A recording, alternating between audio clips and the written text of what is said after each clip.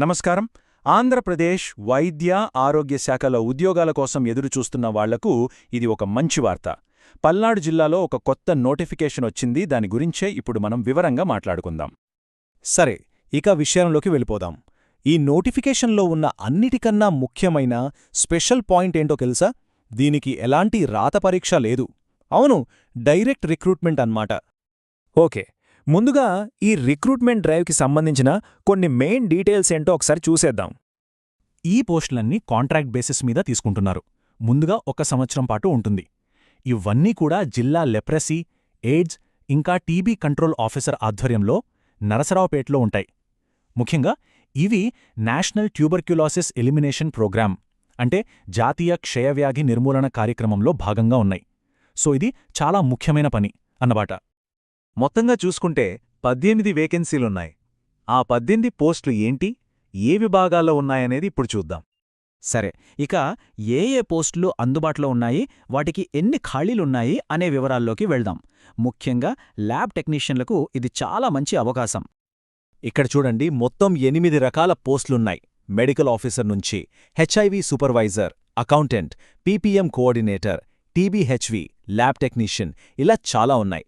ముఖ్యంగా చూడండి, senior treatment lab సూపర్వైజర్కి ఏకంగా 6 పోస్టులున్నాయి. So MBBS, BCom, DMLT, BSc MLT ఇలా రకరకాల క్వాలిఫికేషన్స్ ఉన్న వాళ్లకు అవకాశాలున్నాయన్నమాట.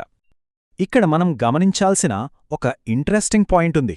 మొత్తం 18 పోస్టుల్లో కరెక్ట్గా సగం అంటే 9 పోస్టులు ల్యాబ్ టెక్నీషియన్ ఇంకా ల్యాబ్ సూపర్వైజర్ పోస్ట్లే.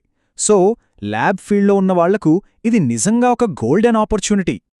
సరే, మరి ఈ పోస్టులకు అప్లై చెయ్యాలంటే ఉండాల్సిన అర్హతలేంటి, ఎవరప్లై చేసుకోవచ్చు? ముందుగా ఏజ్ లిమిట్ చూస్తే గరిష్ట వయోపరిమితి 45 సంవత్సరాలు అంటే 45 ఏళ్ల లోపున్న వాళ్ళెవరైనా అప్లై చేసుకోవచ్చు. వయస్సు ఒక్కటే కాదు, ప్రతి పోస్టుకు దానికి తగ్గట్టుగా వేరే వేరే ఎడ్యుకేషనల్ క్వాలిఫికేషన్స్ ఉన్నాయి. కొన్నింటికి 1 to 2 years ఎక్స్పీరియన్స్ కూడా అడుగుతున్నారు. ఇంకో ముఖ్యమైన విషయం, సూపర్వైజర్ పోస్టులకు పర్మనెంట్ 2-వీలర్ డ్రైవింగ్ లైసెన్స్ ఖచ్చితంగా ఉండాలి.